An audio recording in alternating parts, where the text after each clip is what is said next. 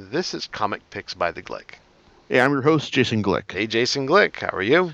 I'm good, John. Yourself? Not too bad. What do you got on tap for us tonight?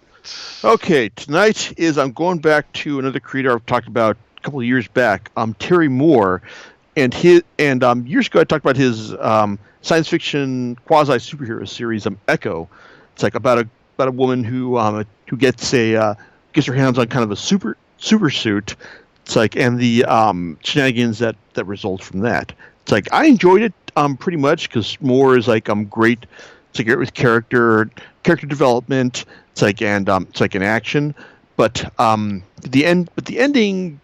This is a series that really felt like it needed just one more issue in order to fully wrap things up, because the ending felt really abrupt right there, and that's my overriding memory from that series. Now, after he finished Echo, he went right into his next series, Rachel Rising, which is a horror series about a girl who we meet as she digs herself up out of her grave outside the small town of Manson. It's like, and why is she digging herself out of her grave? Because someone killed her, and now she needs to figure out, just who killed her, and why she was able to dig herself up out of her grave. It's like this is a 7-volume series, 6 issues per volume. The first five volumes of it I picked up, as I was, rummaging through half-off bins at Comic Cons. Because it's like I figured, oh hey, it's like first one Rachel Rising from Terry Moore. Hey, I kind of like that guy. I'll go and pick it up. And every time I saw a new volume, I'd just grab it then. And recently, up until in volume 5 was like the most recent one that I picked up, and that was like well over a year ago.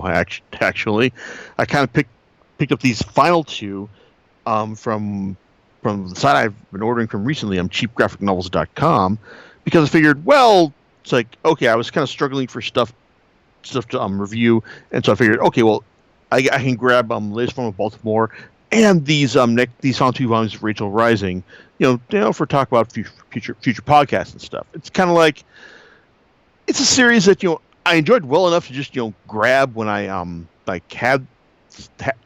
when I saw it, like, hey, it's there. It's like, instead of a really deep discount.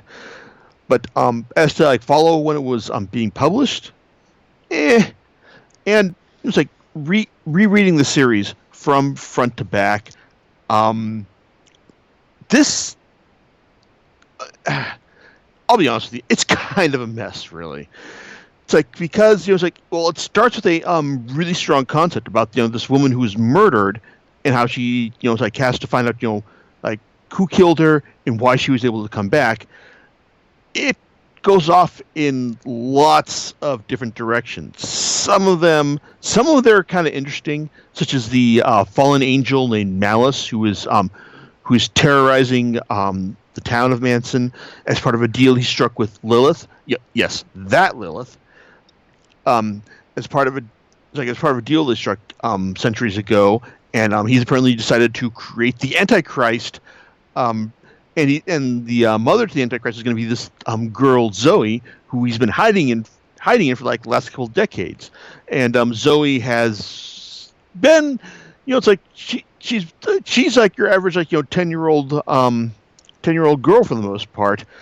It's like, except that she's had a demon living in her for several decades now, and like she's kind of developed some fairly easy psychopathic tendencies as a result. It's like she's someone who was just like no problems, just like slit in the throat of someone who it's like who gets in her way. It's like, or like, let alone like any unlucky animals who cross her path. But then you toss that in alongside the fact that there's like these like all these witches, women that were that were hung and burned as witches in Manson a couple centuries back, and that's the source of Lilith's grudge, and how she gets a couple of those like unrestful spirits to help her enact her grudge over the town. Oh, and it turns out that Rachel might actually house one of those spirits as well, and her best friend Jet, who's kind of a gearhead, might also have the boy who Rachel loved as a girl back in those days, like have his spirit in her as well. It's really kind of confusing, like all the stuff that Moore goes off on over the course of these 42 issues. I mean, it's like, to be honest, like when it's just having the girls talk to each other, whether it's Rachel hang out with her aunt Johnny, who's like a mortician down at the local police department. Or Earl, who initially seems like he might just be kind of like your kind of like token creepy ball guy who also works at the morgue, but is actually kind of like a really stand up decent guy, like who really likes Jet and wants to get to know her better. Like when it's just like like these people like just talking about stuff. It's like just discussing the particulars of their crazy situation right now. The series can be a lot of fun. It, like I said, Moore has a great gift for just like general character development and everything, and it's just and he creates likable characters that you want to know more about. And get to know better. And that's really the case with Jet, Rachel, Johnny, Earl. It's like Zoe. It's like and all the other. It's like supporting members of the cast. Like even Lilith. It's like even after she drops getting killed, goes to hell, comes back, and becomes a bona fide member of the supporting cast in the last couple of volumes. So it's kind of like when. But as far as like the main, like through line of a plot for this series, I mean, Moore clearly had some specific ideas, like especially with Rachel when you find out just what Rachel's real deal is, and it's kind of interesting. It's like, but as far as like the overall mystery when like who killed Rachel, it's when we finally get that answer at the end of the series, it's just like, what? That's it? It's like, really? It's like you really had no idea, did you? You just kind of pulled this right out of your ass. It's like in a way that just just makes you go like, oh well, let's just see if I can come up with a solution that will just like completely shock and mystify everyone who's been following it, but also have no logical basis as to how everything's been presented so far, such as the writer who's being haunted by this little girl who hears the voices of all these people in his yard, and who's shocked to see Rachel on his webcam when he's on vacation. It's like you think, okay, well, you're setting up this guy to be the big killer. No, it's someone completely different. Someone who was like in like 2 or 3 panels of the comic prior to this point. It's just like, what happened? Why did you even set this up? It's like I said, Moore is a lot better with character development than he is with long-term plotting. And while the ending to Echo was just abrupt, the ending to Rachel Rising was just kind of like, oh, I gotta wrap this up now. Let's take care of this now. Okay, bye. It's in fact the ending is kind of treated as kind of a joke, which is probably like the best way like something so like haphazardly done could end. And to be honest, there's a lot of great black comedy stuff, around done throughout the series, because it's like, hey, if you're dealing with a character who's already died once, and more or less getting killed over and over again, it's like you got to have like a decent amount of like humor about this stuff.